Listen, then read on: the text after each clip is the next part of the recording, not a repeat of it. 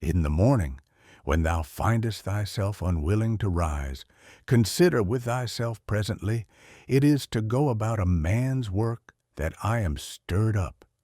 Am I then yet unwilling to go about that, for which I myself was born and brought forth into this world? Or was I made for this, to lay me down and make much of myself in a warm bed? Oh, but this is pleasing? And was it then for this that thou wert born, that thou mightest enjoy pleasure? Was it not in very truth for this, that thou mightest always be busy and in action?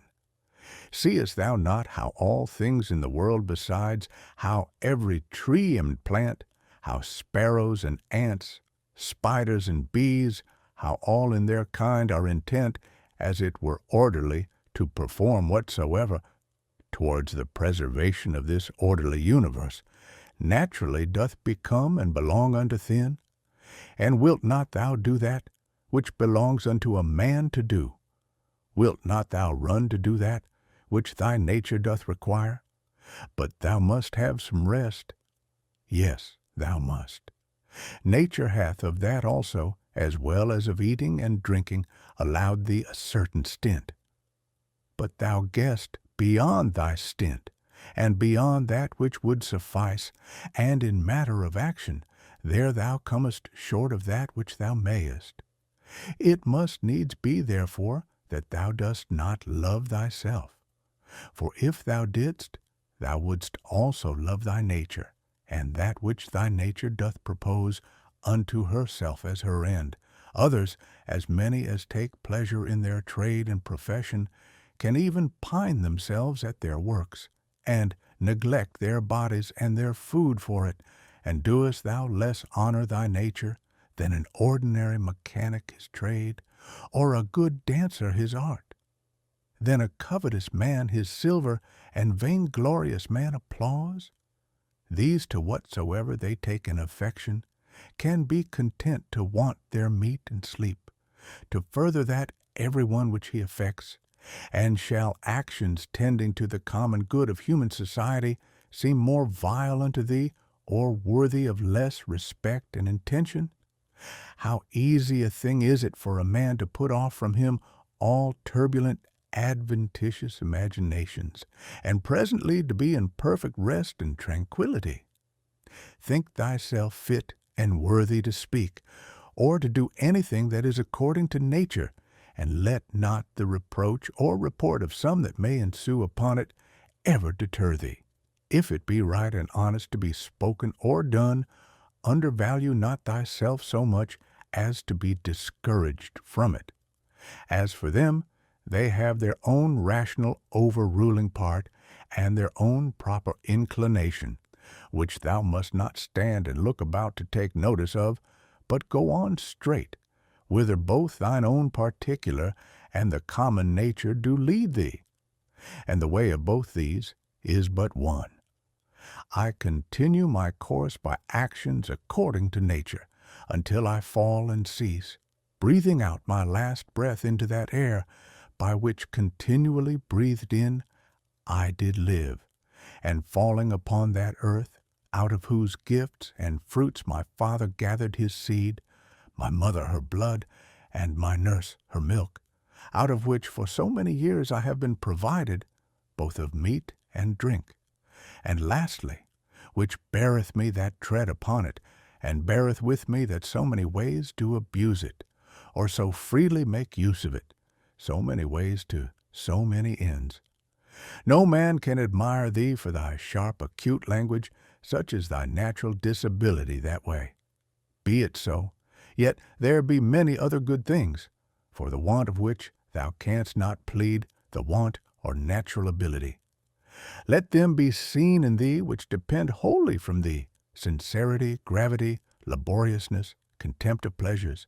Be not querulous, be content with little, be kind, be free, avoid all superfluity, all vain prattling, be magnanimous. Dost not thou perceive how many things there be which, notwithstanding any pretense of natural indisposition and unfitness, thou mightest have performed and exhibited, and yet still thou doest voluntarily continue drooping downwards? Or wilt thou say that it is through defect of thy natural constitution that thou art constrained to murmur, to be base and wretched, to flatter, now to accuse and now to please and pacify thy body, to be vainglorious, to be so giddy-headed and unsettled in thy thoughts? Nay, witnesses be the gods, of all these thou mightest have been rid long ago. Only this thou must have been contented with, to have borne the blame of one that is somewhat slow and dull, wherein thou must so exercise thyself as one who neither doth much take to heart this his natural defect, nor yet pleaseth himself in it. Such there be, who when they have done a good turn to any, are ready to set them on the score for it, and to require retaliation. Others there be, who though they stand not upon retaliation to require any, yet they think with themselves, nevertheless, that such a one is their debtor, and they know as their word is what they have done. Others again there be, who when they have done any such thing, do not so much as know what they have done, but are like unto the vine which beareth her grapes, and when once she hath borne her own proper fruit, is contented and seeks for no further recompense. As a horse after a race, and a hunting dog when he hath hunted, and a bee when she hath made her honey, look not for applause and commendation. So neither doth that man that rightly doth understand his own nature when he hath done a good turn, but from one doth proceed to do another, even as the vine after she hath once borne fruit in her own proper season is ready for another time. Thou therefore must be one of them, who what they do, barely do it without any further thought, and are in a manner insensible of what they do. Nay, but, will some reply perchance, this very thing a rational man is bounden to understand what it is that he doeth. For it is the property, say they, of one that is naturally sociable, to be sensible that he doth operate sociably, nay, and to desire that the party himself that is sociably dealt with should be sensible of it too. I answer, that which thou sayest is true indeed, but the true meaning of that which is said thou dost not understand, and therefore art thou one of those first whom I mentioned. For they also are led by a probable appearance of reason, but if thou dost desire to understand truly what it is that is said, fear not that thou shalt therefore give over any sociable action. The form of the Athenians' prayer did run thus: O rain, rain, good Jupiter, upon all the grounds and fields that belong to the Athenians. Either we should not pray at all, or thus absolutely and freely, and not every one for himself in particular alone. As we say commonly, the physician hath prescribed unto this man riding, unto another cold baths, unto a third to go barefoot. So it is alike to say, the nature of the universe hath prescribed unto this man sickness or blindness, or some loss or damage, or some such thing. For as there, when we say of a physician that he hath prescribed anything, our meaning is that he hath appointed this for that as subordinate and conducing to health. So here, whatsoever doth happen unto any is ordained unto him as a thing subordinate unto the fates, and therefore do we say of such things that they do symvanen, that is, happen or fall together. As of square stones, when either in walls or pyramids in a certain position, they fit one another, and agree as it were in an harmony, the masons say, that they do symvanen, as if thou shouldest say, fall together.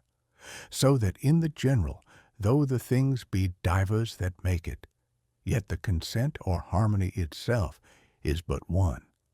And as the whole world is made up of all the particular bodies of the world, one perfect and complete body, of the same nature that particular bodies, so is the destiny of particular causes and events, one general one, of the same nature that particular causes are.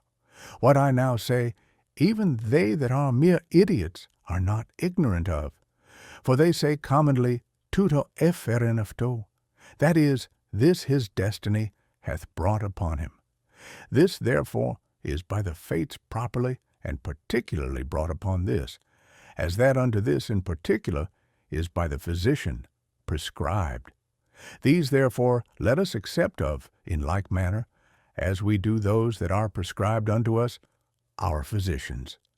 For them also, in themselves, shall we find to contain many harsh things, but we nevertheless, in hope of health and recovery, accept of them.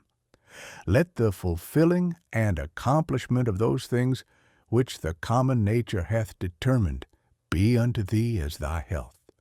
Accept then, and be pleased with whatsoever doth happen, though otherwise harsh and unpleasing, as tending to that end, to the health and welfare of the universe, and to Jove's happiness and prosperity. For this whatsoever it be should not have been produced, had it not conduced to the good of the universe. For neither doth any ordinary particular nature bring anything to pass that is not to whatsoever is within the sphere of its own proper administration and government agreeable and subordinate. For these two considerations, then, thou must be well pleased with anything that doth happen unto thee. First, because that for thee properly it was brought to pass, and unto thee it was prescribed. And that from the very beginning, by the series and connection of the first causes, it hath ever had a reference unto thee. And secondly, because the good success and perfect welfare, and indeed the very continuance of him, that is the administrator of the whole, doth in a manner depend on it. For the whole, because whole, therefore entire and perfect, is maimed and mutilated, if thou shalt cut off anything at all, whereby the coherence and contiguity, as of parts, so of causes, is maintained and preserved.